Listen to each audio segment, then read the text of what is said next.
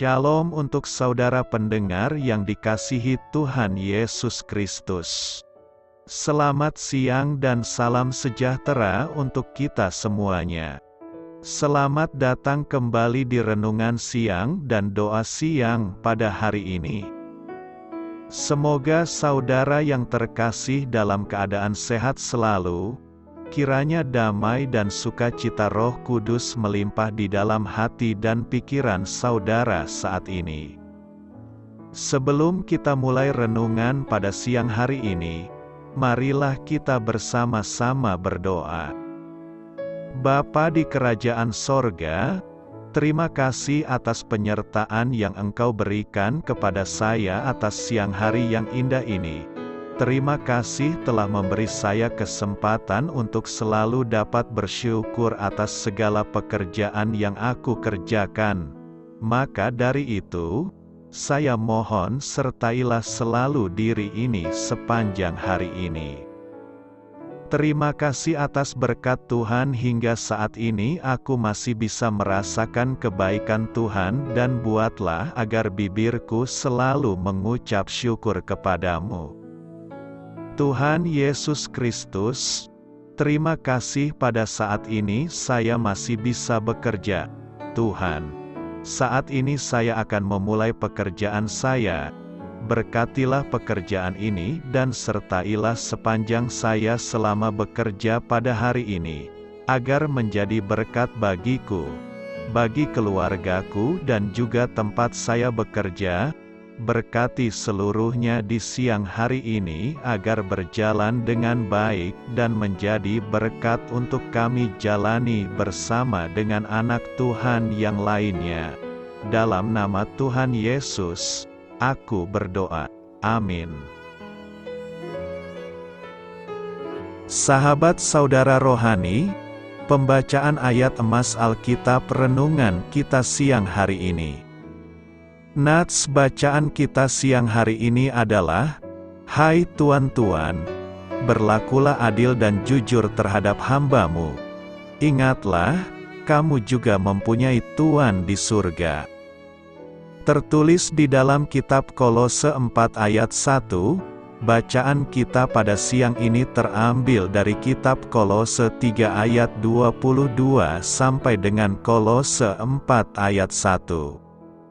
Hai hamba-hamba, taatilah Tuanmu yang di dunia ini dalam segala hal.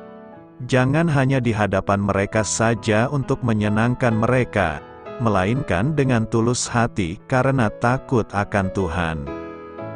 Apapun juga yang kamu perbuat, perbuatlah dengan segenap hatimu seperti untuk Tuhan dan bukan untuk manusia.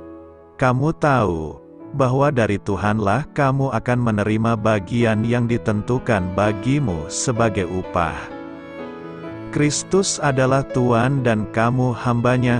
Barang siapa berbuat kesalahan, ia akan menanggung kesalahannya itu, karena Tuhan tidak memandang orang. Hai Tuan-tuan, berlakulah adil dan jujur terhadap hamba-Mu.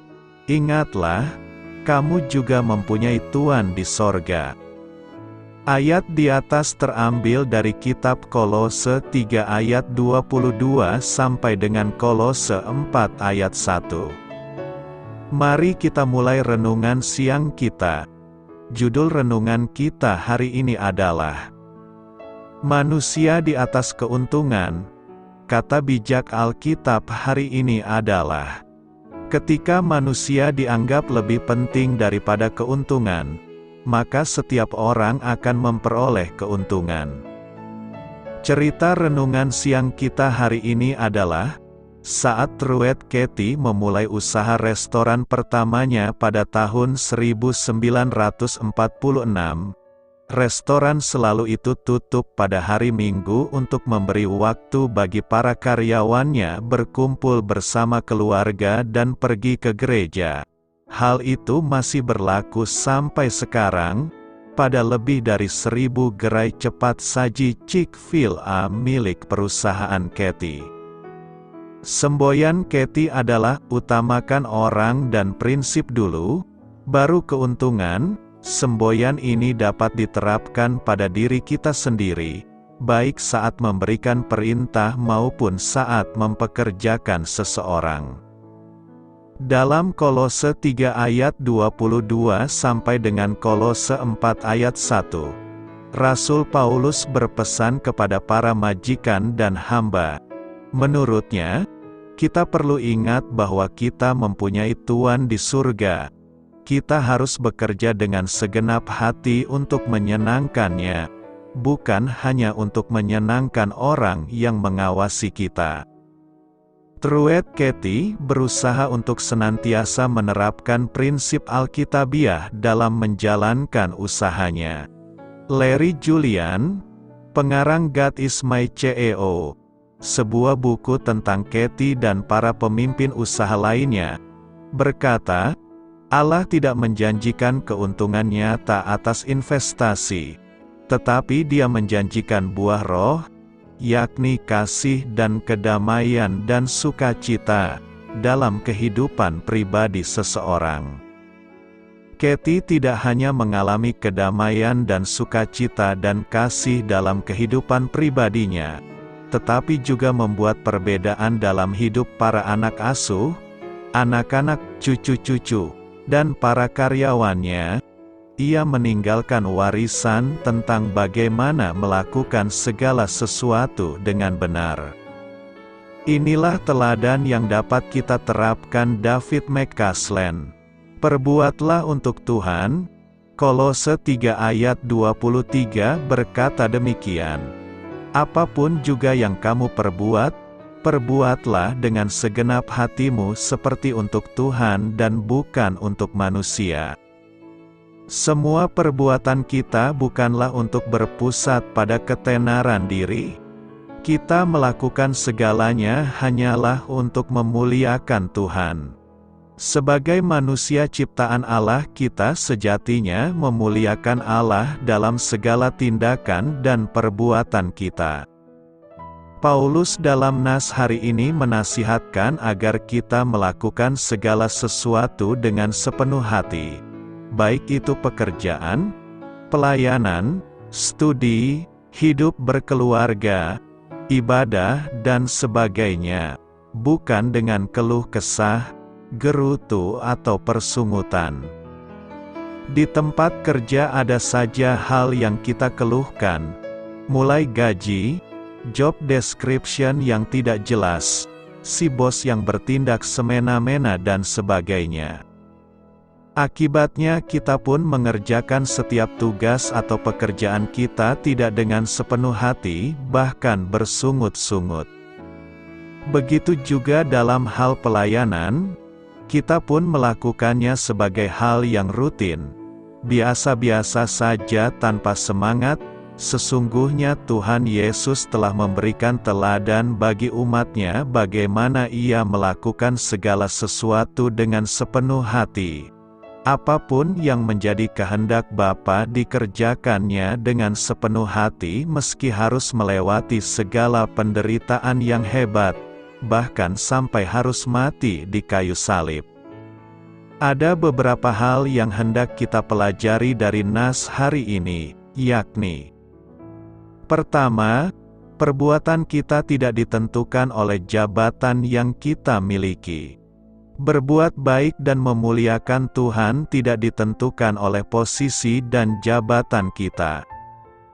Dengan kata-kata, apapun juga yang kamu perbuat, agaknya Rasul Paulus menempatkan tekanan bukan kepada kedudukan atau status sosial, bukan pula pada sifat pekerjaan, melainkan pada orang yang melakukan perbuatan itu dan kepada perbuatan itu sendiri. Hal ini membuktikan lagi mengenai kesetaraan yang telah diterima dalam baptisan. Dengan kata apapun, segala perbedaan kegiatan, tugas dan pekerjaan sudah tidak memegang peranan prinsipial lagi. Kedua, kita harus buat dengan segenap hati. Apakah seseorang melakukan tugas budak atau tugas tuan tidak lagi menentukan, melainkan yang menentukan adalah apakah orang itu berbuat dengan segenap hati atau tidak. Istilah "dengan segenap hati" berarti bersungguh-sungguh, tanpa pamrih atau pretensi. Dalam kitab Ulangan ungkapan ini dipakai 8 kali untuk mengasihi Tuhan, beribadah kepadanya, mentaati hukum-hukumnya, berbalik kepada Tuhan, atau bertobat. Dan Yesus juga mengutip Ulangan 6 ayat 5 untuk menjawab pertanyaan seorang Farisi tentang hukum manakah yang terutama dalam hukum Taurat. Jadi berbuat dengan segenap hati hanya ditujukan kepada Tuhan. Ketiga, melakukan kebaikan seperti untuk Tuhan dan bukan untuk manusia. Ini adalah ajakan yang benar-benar untuk bersungguh-sungguh, yang menuntut keikhlasan tanpa bandingan. Sebelumnya dalam ayat 17 Rasul Paulus telah mengajak mereka, "Dan segala sesuatu yang kamu lakukan dengan perkataan atau perbuatan, lakukanlah semuanya itu dalam nama Tuhan Yesus, sambil mengucap syukur oleh Dia kepada Allah, Bapa kita." Ini berarti dengan kuasa Tuhan Yesus dan dalam ucapan syukur dan sukacita, bukan paksa. Pekerjaan yang dianggap rendah sekalipun oleh manusia, akan berharga sangat tinggi untuk Tuhan. Jika kita melakukannya untuk Tuhan, dan disertai dengan ucapan syukur, semua yang kita lakukan akan sangat berarti di hadapan-Nya, dan merupakan persembahan yang harum jika kita mempersembahkannya untuk Tuhan. Segala sesuatu yang kita kerjakan adalah baik jika kita lakukan untuk memuliakan Tuhan. Pekerjaan sekecil apapun yang kita peroleh merupakan pemberian yang baik dan sempurna dari Allah, dan itu pantas kita syukuri. Kita berterima kasih atas pemberiannya dengan bekerja sungguh-sungguh dan sebaik mungkin. Semua pekerjaan merupakan berkat luar biasa dari Tuhan, tidak peduli kecil atau besar. Karena itu, lakukanlah yang terbaik. Lewat cara kerja kita yang sungguh-sungguh untuk Tuhan, maka Tuhan dipermuliakan dan kita bisa mengenalkan Yesus kepada mereka yang belum mengenalnya. Mengapa kita diberitahu bahwa apapun yang kita lakukan, kita harus melakukannya dengan sepenuh hati seperti untuk Tuhan? Kolose 3 ayat 23.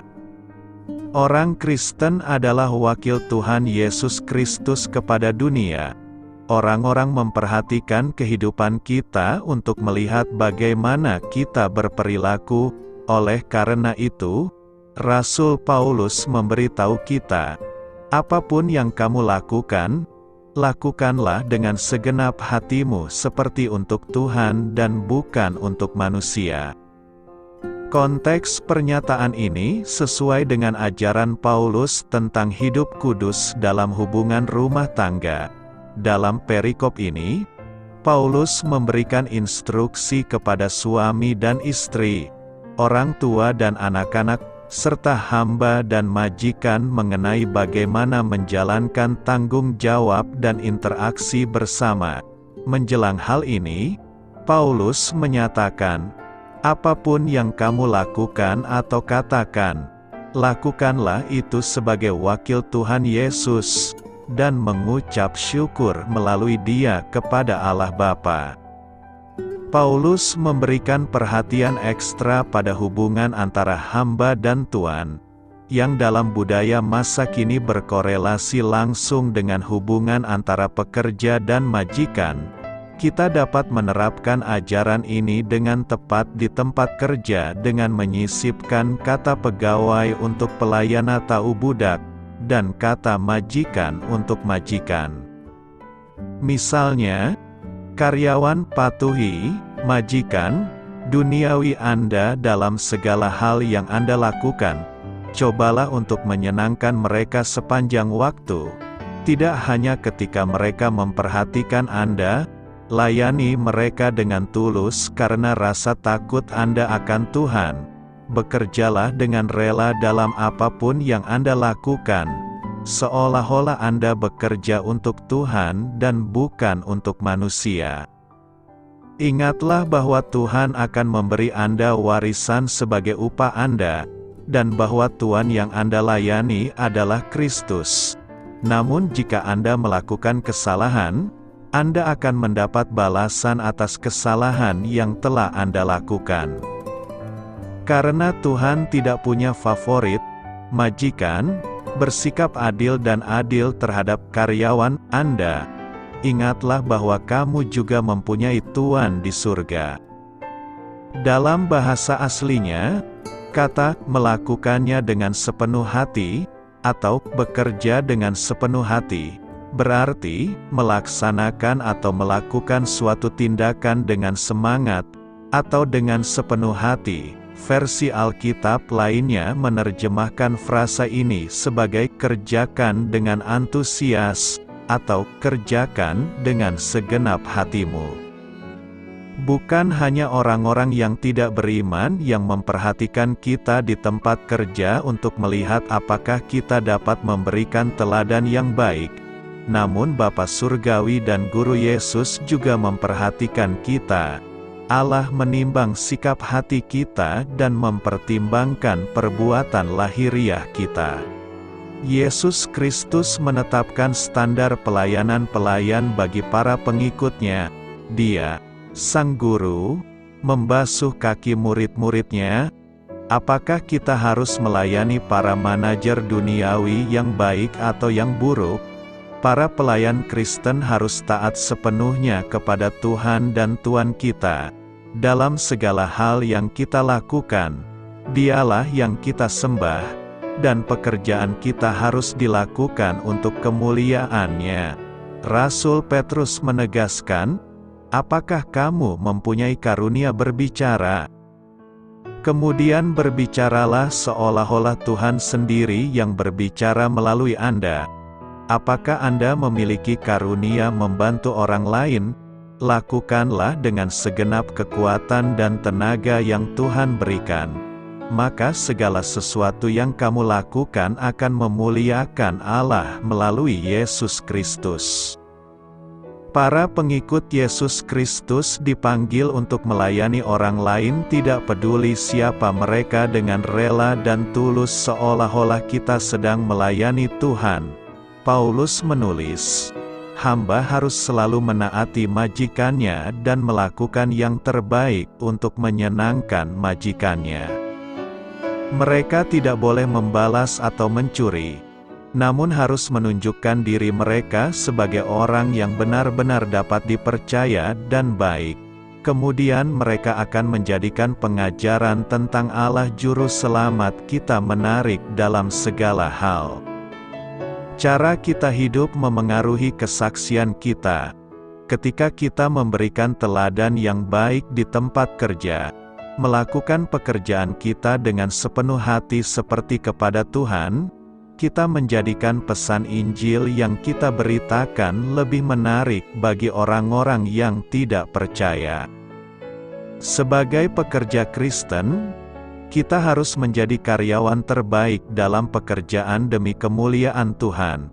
Kita dapat berdoa memohon bantuan agar pikiran, perkataan, dan tindakan kita menyenangkan Tuhan setiap saat.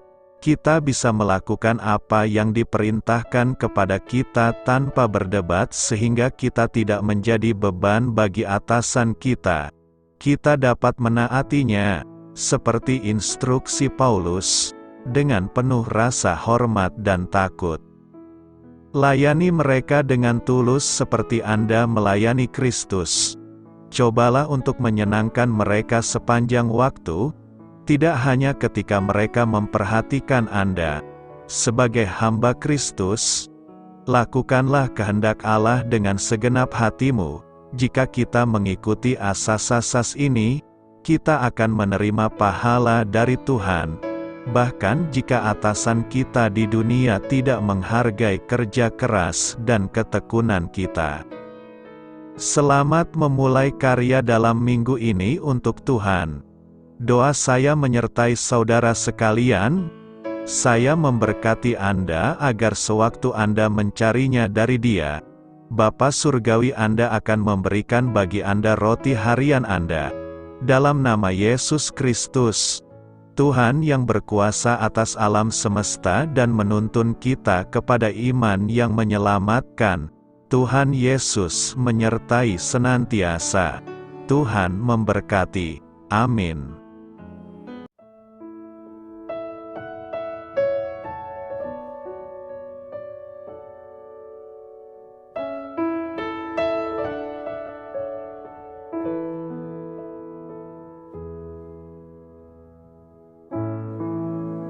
Demikianlah renungan firman Tuhan pada siang hari ini. Semoga menjadi kekuatan di dalam hidup kita dan menjadikan kita pribadi yang lebih sukses. Sebelum kita memulai aktivitas hari ini, marilah kita berdoa. Bapa kami yang ada di sorga, terima kasih atas kasih dan kebaikan Tuhan yang begitu besar buat kami.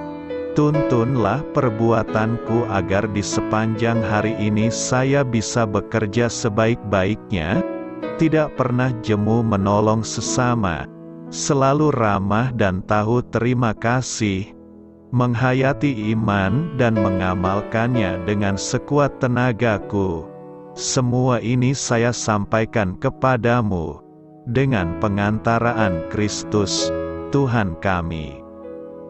Allah, Bapa kami bersyukur kepadamu, bahwa dengan bekerja kami boleh ambil bagian di dalam karya-Mu mensejahterakan dan membahagiakan umat manusia.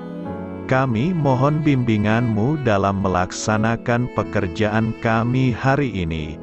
Bimbinglah kami agar sanggup bekerja dengan semangat kasih, dengan riang, rajin dan jujur.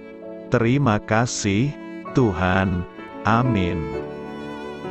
Dalam nama Tuhan Yesus Kristus Tuhan dan Juru Selamat kami, Bapa kami yang baik, kami mengucap syukur dan berdoa.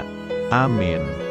Biarlah firman Tuhan menjadi pengingat untuk kita semua, bahwa tuntunan dari Roh Kudus akan selalu memberi jalan keluar bagi setiap permasalahan hidup kita, dan memberi kedamaian di hati kita. Amin. Sampai jumpa di renungan siang saudara rohani berikutnya. Shalom.